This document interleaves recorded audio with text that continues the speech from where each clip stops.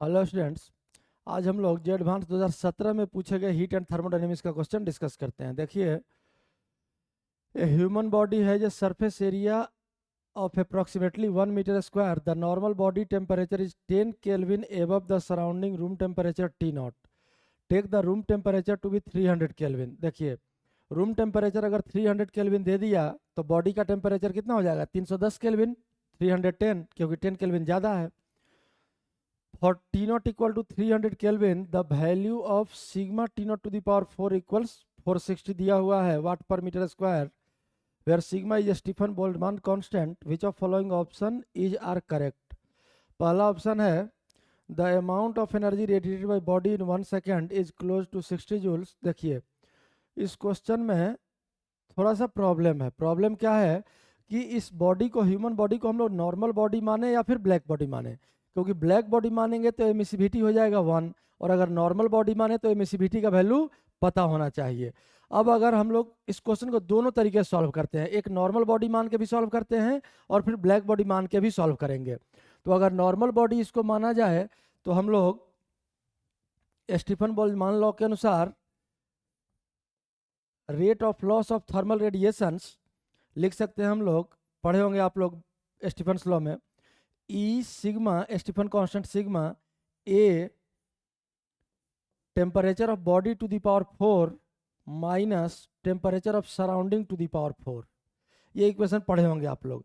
अब यहाँ ई एमिसिविटी है, अगर इसको नॉर्मल बॉडी माने तो ई तो हर एक टर्म में होना चाहिए, रेट ऑफ थर्मल रेडिएशन के हर एक टर्म में ही होना चाहिए।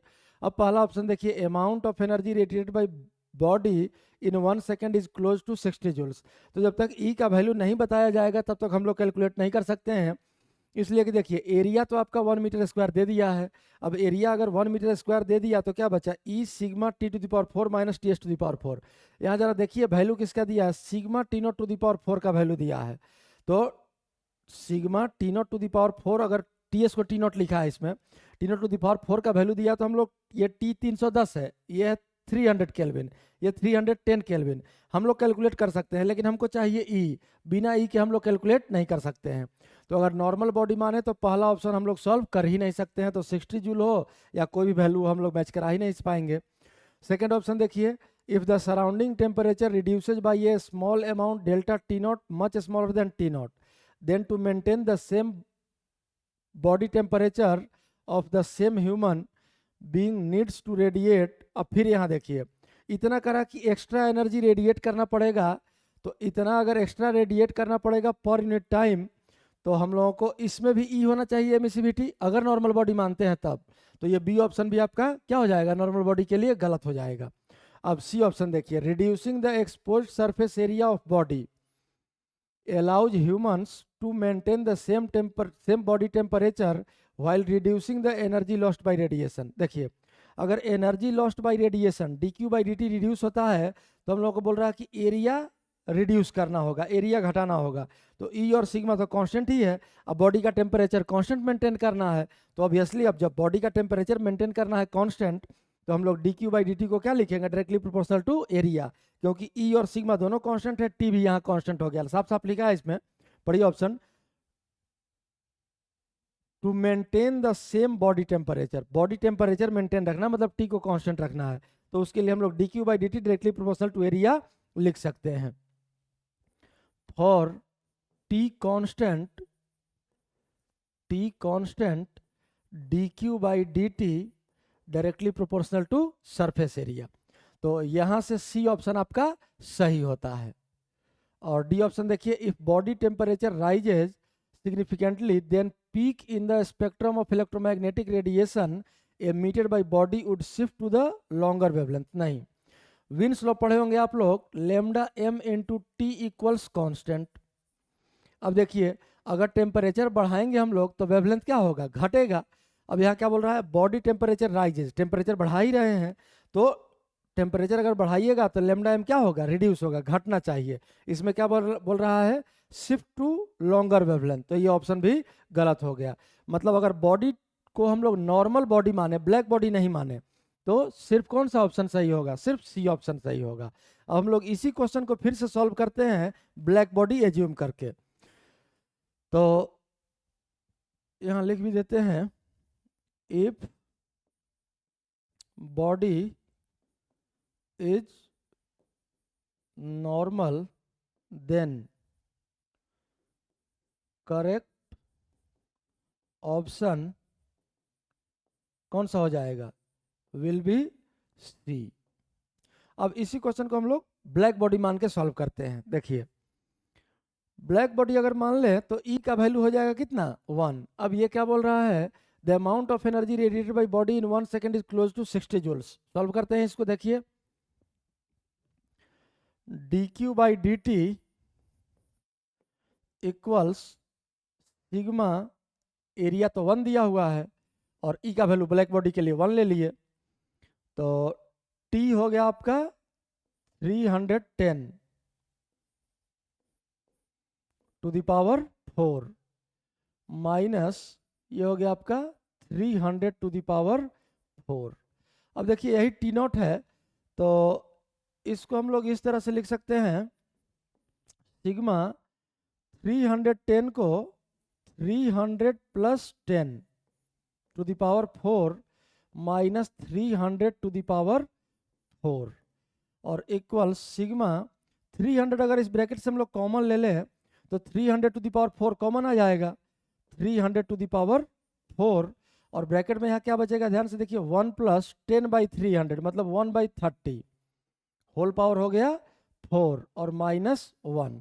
अब अगर इसको इसी का वैल्यू देखिए क्वेश्चन में दिया हुआ है, sigma T naught to the power 4, sigma T naught to the power 4, T naught का वैल्यू 300, तो यही वैल्यू दिया हुआ कितना 460, ये वैल्यू आपका 460, तो ये हो गया 460 और यहाँ 1 बाई 30 ये दिख रहा है साफ साफ, 1 से बहुत छोटा है, तो 1 से बहुत छोटा है तो इसको क्या कह सकते हैं हम लोग, 1 plus X to the power n equal to 1 plus N x.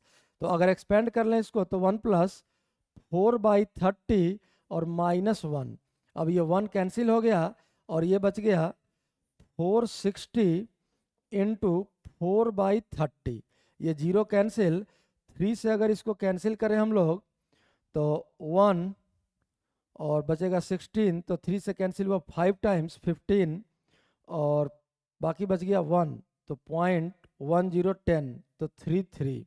अब 4 से अगर मल्टीप्लाई कर देंगे तो ये साफ दिख रहा है कि ये लगभग 60 आ जाएगा, 60 वाट dq by dt rate of radiation है, तो 60 वाट और एरिया का वैल्यू तो हम लोग पुट कर ही लिए हैं 1 मीटर स्क्वायर। ये ऑप्शन देखिए क्या है, 60 जूल्स इन 1 सेकेंड, तो जूल पर सेकेंड यही तो वाट होता है, हम लोग का 60 वाट आया है, ये लिखा है इन 1 सेकेंड क्लोज टू 60 जूल्स, तो पहला ऑप्शन आपका सही हो जाएगा। यहाँ चूंकि हम इसको टिक कर दिए हैं इसलिए हम इसी पेज में आंसर लिख लेंगे, if body is taken black body then answer A option हुआ। आगे चेक करते हैं,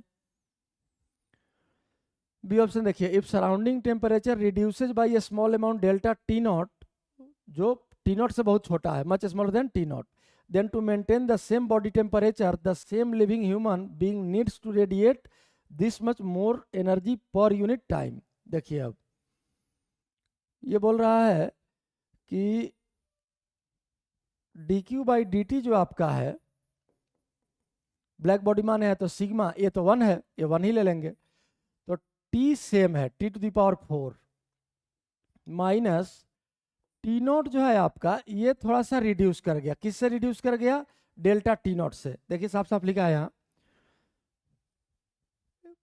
reduces by a small amount delta T naught, delta T naught से रिड्यूस हो गया। तो अब सराउंडिंग टेम्परेचर टी नॉट की जगह पर क्या लिखेंगे हम लोग, T naught minus delta T naught whole power 4, यही आ जाएगा आपका rate of loss of radiation.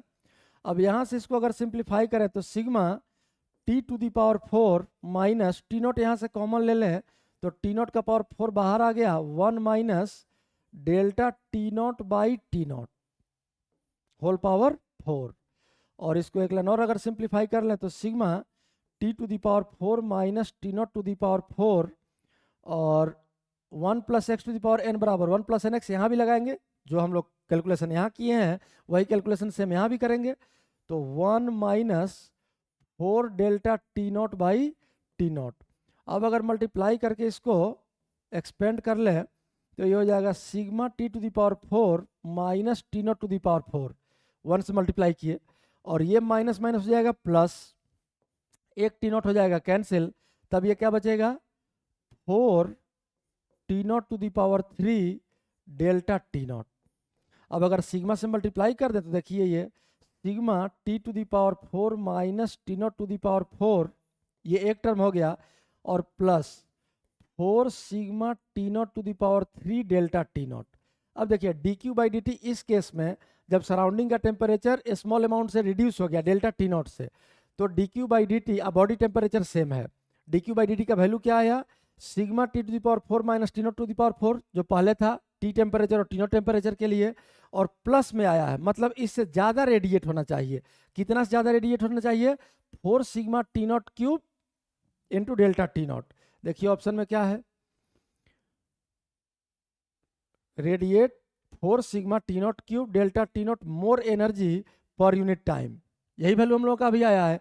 अगर ब्लैक बॉडी माने और सराउंडिंग का टेम्परेचर अगर डेल्टा टी नॉट से घट गया, कम हो गया, पहले टी नॉट था डेल्टा टी नॉट से कम हो गया, तो इतना एनर्जी एक्स्ट्रा रेडिएट करना पड़ेगा किसको मेंटेन करने के लिए, कांस्टेंट टेम्परेचर टी को मेंटेन करने के लिए। क्योंकि यहाँ भी जो हम लोग कैलकुलेट किए हैं बॉडी टेम्परेचर टी ही लिए हैं और सराउंडिंग का temperature T naught minus delta T not लिए हैं, तो इसके लिए इतना एक्स्ट्रा एनर्जी रिलीज करना पड़ेगा। इसका मतलब बी ऑप्शन भी आपका सही हो गया। अब देखिए C option, reducing the expose surface area, तो ये वैल्यू ये तो हम लोग पहले ही एक्सप्लेन कर चुके हैं कि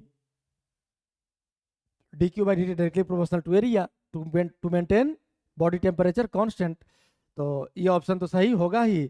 ई पर कोई फर्क नहीं पड़ता है क्योंकि एमिसिविटी 1 रहे या 1 से कुछ अलग रहे, नॉन जीरो हो सिर्फ, तो एमिसिविटी के बाकी किसी भी वैल्यू के लिए ये ऑप्शन चेंज नहीं करेगा, चाहे ब्लैक बॉडी हो चाहे नॉर्मल बॉडी हो। सी ऑप्शन तो सही होगा ही, तो इसमें सी ऑप्शन भी आपका सही हो जाएगा। और चौथा ऑप्शन क्या था, चौथा ऑप्शन अगर यहाँ देखें तो चौथा ऑप्शन तो पहले ही हम लोग देख चुके हैं, ये भी ब्लैक बॉडी के लिए है, नहीं ब्लैक बॉडी हो या नॉर्मल बॉडी हो, lambda M into T equals constant होगा, ये तो विंस लॉ पर डिपेंडेंट है। तो ब्लैक बॉडी माने तो ऑप्शन क्या क्या हो जाएगा, ए बी सी हो जाएगा, और अगर नॉर्मल बॉडी माने तो सिर्फ सी हो जाएगा।